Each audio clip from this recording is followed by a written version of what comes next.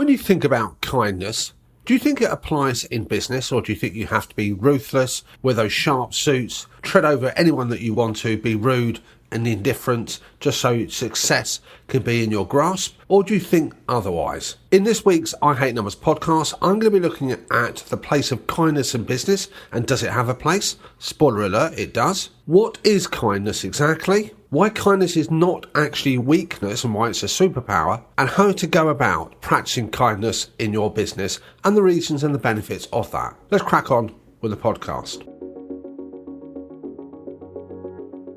Now, when we hear about kindness and when we think about kindness, we might have that image that flashes into our mind of helping people across the road, being kind to animals, which you absolutely should do, being nice and being pleasant, not wishing to disrupt, not wishing to be objectionable.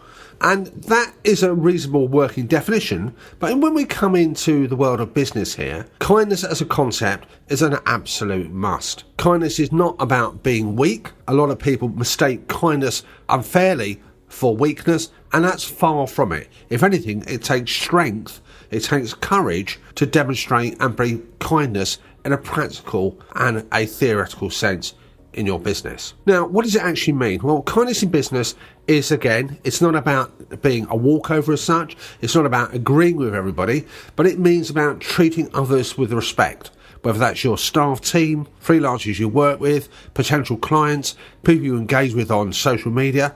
That's a topic for another day. It's about understanding, it's about empathy, it's about care, it's about being straight and direct and honest, being critical overtly with a very negative agenda behind you. It's about being patient when things go wrong. I know it's an easy thing to say, not always easy to demonstrate. It's appreciating others genuinely, by the way, not just going through the motions. It's about appreciating the contribution that others make. Kindness isn't always about big gestures. It's often the little acts, being courteous, being kind, a smile, a thank you, a helping hand, that can make such an incredible amount of difference. It's about building trust, and trust is the foundation of any successful business, whatever your definition of success is to you and to others. When you're kind, you build trust with your team, your clients, your partners. It leads to loyalty, and loyalty is a great barrier to entry, and it's a great USP to have. Loyalty means that customers come back to you, staff stick with you, employees will go that extra mile for you as well. All businesses that have a mark of success have a very strong foundation, and that's based on that interaction that's held with their team, suppliers, customers and the like. What else does kindness in business actually mean? It means about having direct and straight conversations with people. And what by direct and straight, it's not a question of being rude and overtly aggressive. It's about speaking the truth, whether it's your truth, being honest with somebody, not agreeing with somebody when actually in reality you don't concur with that. People prefer constructive feedback. People appreciate response. People expect others, or ideally would like others, to treat them with some even-handedness and to be honest with them. Now, in the realm of customer relations, customers remember how you make them feel. They certainly appreciate the service delivery you've had, but we all as human beings remember how people made us feel as opposed to what they've done for us. It might seem a paradox, but it's true. A kind approach to customer service, managing your boundaries carefully, being straight with customers,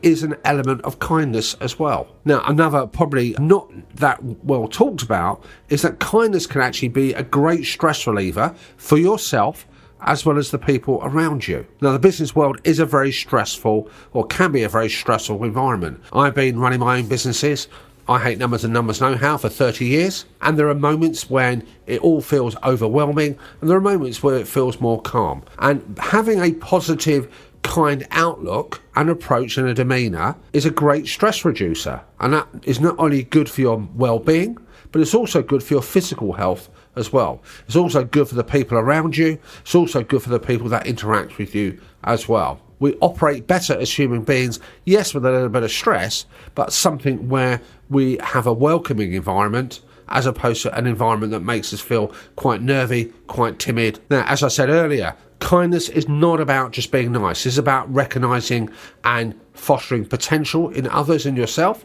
about giving that constructive feedback and supporting, where relevant, personal development. Now, there are other spin-offs of being kind. That's in terms of being known in your business circle boosting your reputation. You can make better decisions here because you have a clarity of thought here and you're not overwrought by stress. Now, in the world of Al Capone, some might see kindness as a weakness, but it's a strength that drives success. And Al Capone was quoted as saying, "Don't mistake my kindness for weakness." Even dentists are known to be kind. Now, how do you practice kindness in business? Well, there are a number of things you can do. And I think for me, fundamentally, it's got to be genuine. So if you just go through the motions, you think you have to say hello to somebody, you have to be nice to somebody, but you don't actually genuinely feel it, it's going to come across as insincere. So small micro steps as the best way going forward. It's not overtly complicated. Listen. We have 2 ears, 1 mouth. A lot of us tend to use the one single object, the mouth, and less of the ears. So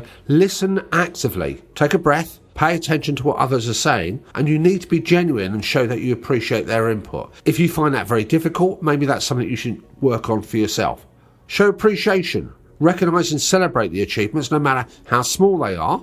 They may seem small and insignificant to you, but they can have a great deal of meaning to the person who's provided that input. Now, appreciation doesn't necessarily mean monetary rewards, it's acknowledgement. Be empathetic, and that means to stand in somebody else's shoes and try and see the world through their spectacles. You may not actually agree with their view of the world, but if you don't actually have some empathy, you're always going to have that disconnect between you and the people around you. Offer help where it's needed. Step in, lend a hand. Communication is really important here. Be clear, be open, be straight, be direct. Try and avoid ambiguity. Keep your communication honest and respectful. So what can we conclude, folks? Well, kindness in business is a very powerful tool. It builds trust, creates a nice working environment, fosters teamwork, has a positive impact on customer relations, reduces stress, and encourages not only your own personal growth, but those around you as well. Far from being a weakness, kindness is a strength